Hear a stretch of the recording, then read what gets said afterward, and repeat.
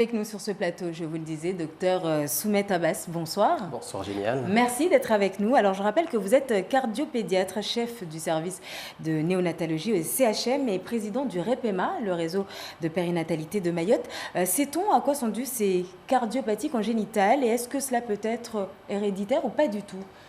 Alors, pour les cardiopathies congénitales, dans 85% des cas, on ne connaît pas l'étiologie.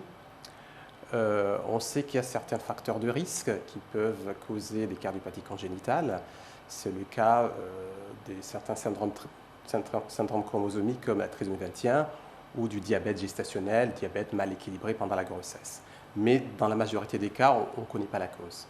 Et en termes de pourcentage, cela représente combien pour les nourrissons à Mayotte? Alors, à Mayotte, on sait que on a un enfant qui est atteint de cardiopathie congénitale sur 100 bébés, sur 100 naissances. Donc, pour Mayotte, où on a environ 9500 accouchements, on est aux alentours de 100 enfants qui sont concernés par an. Et on peut vivre avec sans passer par la phase opératoire? Oui, jusqu'à l'âge adulte? Voilà, heureusement que toutes les cardiopathies congénitales ne sont pas opérées. On sait qu'il y a environ 30% des enfants qu'il faut opérer, mais les autres ont besoin d'une surveillance médicale régulière et parfois de traitements médicamenteux.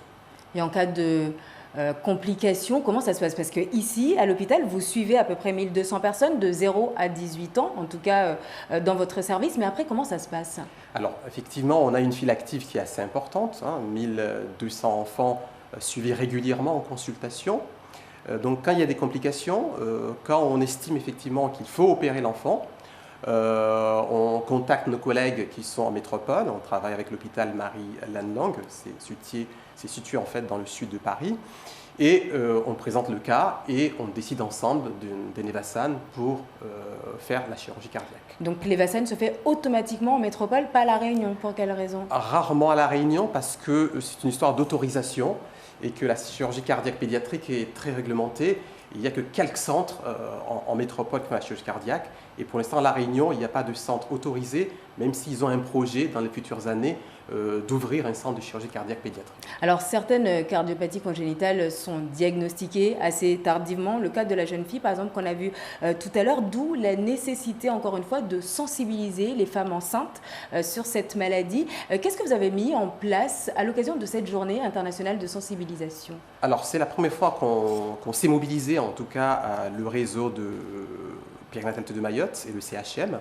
Donc, cette année, on s'est mobilisé en sensibilisant effectivement les femmes enceintes, les couples en général, que cette pathologie existe et qu'il est important effectivement de faire une bonne surveillance de la grossesse parce que dans 30% des cas, on peut dépister cette maladie pendant la grossesse.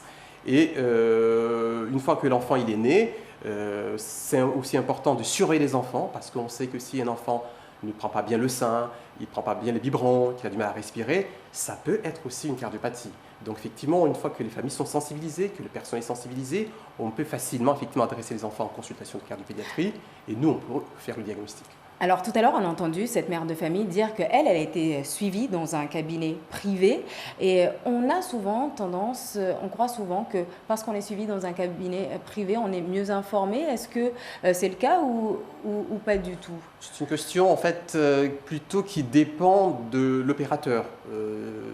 Des médecins ou des sages-femmes. C'est une question de compétences. Il y a des gens qui sont bons en échographie obstétricale et d'autres qui sont moins bien. Donc il n'y a pas de généralité. En fait, ça dépend. En privé, on peut bien être suivi comme en hôpital. Donc tout dépend de la personne et du cabinet en fait, dans lequel on est suivi.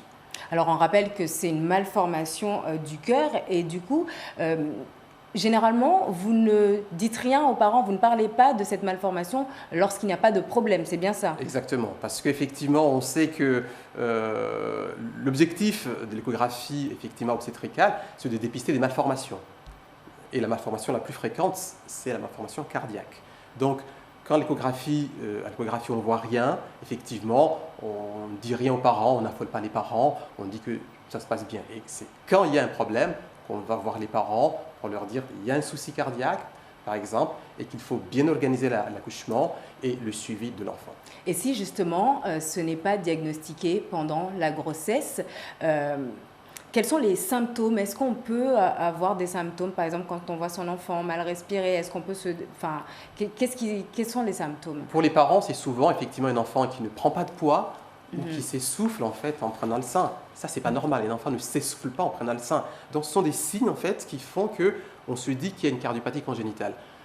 Maintenant, les médecins traitants, les médecins des dispensaires, eux, souvent, c'est sur l'aspect de l'enfant ou lorsqu'ils entendent dans l'auscultation un souffle cardiaque. Et là, ils nous les adressent et là, on peut faire aussi le diagnostic. Et là, vous tenez vraiment aujourd'hui à sensibiliser les gens sur le fait qu'on peut prendre en charge ces patients-là à Mayotte. En fait. Exactement. On a quand même des équipes, que ce soit les infirmiers, que ce soit effectivement nos secrétaires, que ce soit les médecins. On est sensibilisés et on prend en charge ces enfants-là. En plus, on a des correspondants en fait, avec lesquels on travaille très bien. Donc, c'est un réseau qui travaille bien. Donc, on peut les prendre en charge. Une fois opérés, on les surveille ici et ça se passe bien. Et est-ce qu'il y a des régimes particuliers par rapport aux enfants ou même aux adultes atteints de cardiopathie congénitale? Alors, généralement chez les enfants, on n'aime pas trop les régimes. Il y a certains médicaments, comme les AVK, quand certains enfants ont des AVK, parce qu'effectivement, ils ont eu des valves mécaniques au niveau cardiaque, c'est là où on va mettre en place un régime. Mais sinon, habituellement, on évite de mettre en place des régimes chez un enfant qui a un problème cardiaque. Merci beaucoup, docteur Abbas, d'être venu sur ce plateau nous éclairer sur ces cardiopathies congénitales. Je rappelle donc que vous êtes cardiopédiatre et président du REPEMA, le réseau de périnatalité de Mayotte. Merci beaucoup.